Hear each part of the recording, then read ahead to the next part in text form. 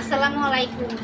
আপনারা সবাই কেমন আছেন? আমিও আপনাদের দোয়া ভালো আছি। আজকে আপনাদেরকে দেখাবো ইলিশ মাছ রান্না। কিন্তু ইলিশ মাছটা বড় না, ছোট ছোট সাইজ। তো আমরা যেরকম ক্ষমতা এরকমই রান্না করে দেখাবো আপনাদেরকে। যে তিনটা ইলিশ আছে, আমরা তিনজন মানুষ তিনটা রান্না করতেছি। তো এখন চলে দেখি রান্নাটা। এখন আমি ইলিশ মাছ রান্নার লাগিয়ে সরিষার তেল দিয়ে ভাজবো। ইলিশ মাছ অল্প একটু সরিষার তেল দিয়ে দিলাম। মাখাই নাই, এখন মাখাই নেই।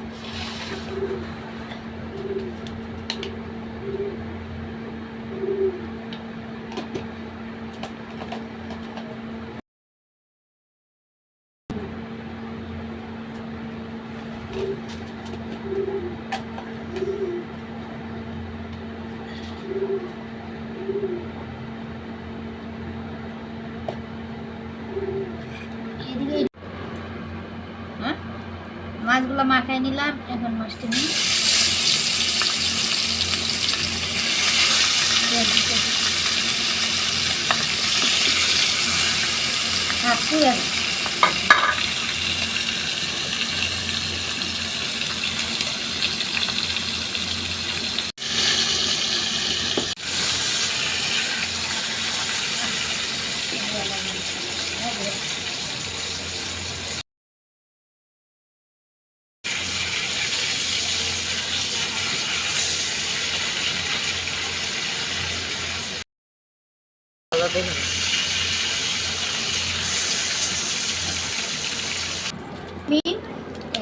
রসুন, আদা আর পেঁয়াজ একলগে বেটে রাখছি, কাঁচামরিচ আর এদিকে সরিষা বাটা আর এদিকে জিরা বাটা। প্রথমে আমি আদা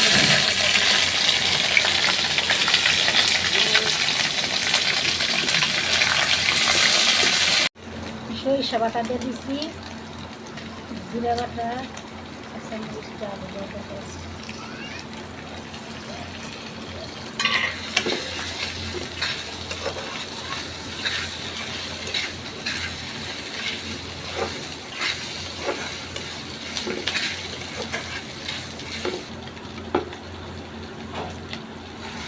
পানি এড করে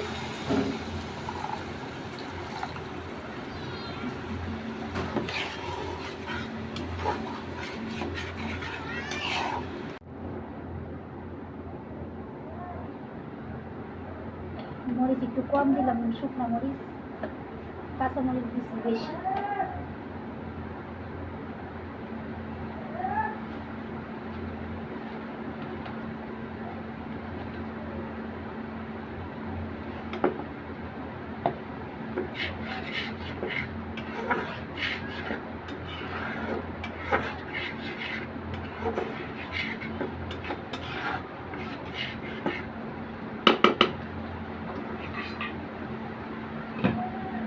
মাছটি দিয়ে দিতেছি। তরকারিটা কষানো হয়ে গেছে ভালো করে। মশলাটা কষানো হয়ে গেছে। এখন আমি মাছটি দিচ্ছি। আস্তা না রাখে মাছটি আমি পিস করে নিলে ভালো হতো, তারপরে সমস্যা নেই। এখন আমি পানি দিয়ে দিব।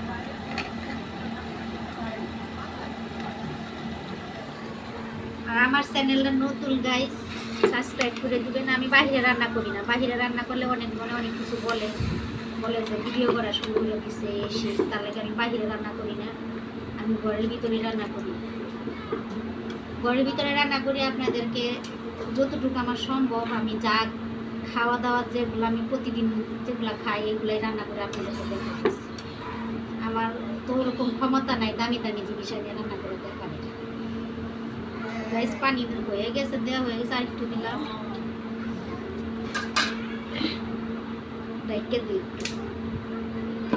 বাইরে রান্না করলে অনেক কথা মানুষে বলে, আর আমার ছেলে ভিডিও করতে চাই না, শরম করে বলে। তার লাগে আমি গড়েই রান্না করতেছি। রান্না করবো বাইরে যখন আমি চ্যানেলটা আমার টমেটোটা দিয়ে দিয়েছিলাম আগে। এই যে তরকারিটা অনেকটা সুন্দর হয়েছে দেখতে। এখন আমি ধনিয়া পাতাটা দিয়ে দিব। ধনিয়া পাতা এই যে আমার ভিডিওটা ভালো লাগলে আপনারা একটু সাবস্ক্রাইব করে দিবেন, আমার চ্যানেলটা নতুন, লাইক করবেন।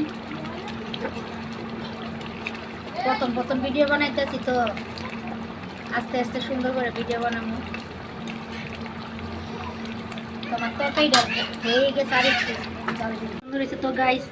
যেরকম দেখতে সুন্দর এরকম খাইতো কিন্তু অনেকটা মজা। বিশ্বাস না হলে অনেকে আমার হাতের খাবার খেয়েছে, অনেকেই বলছে যে আমার হাতে অনেক বলে মজা। তো আপনারা এই ভিডিওটা লাইক কমেন্ট করবেন যে কেমন হয়েছে। আল্লাহ হাফেজ।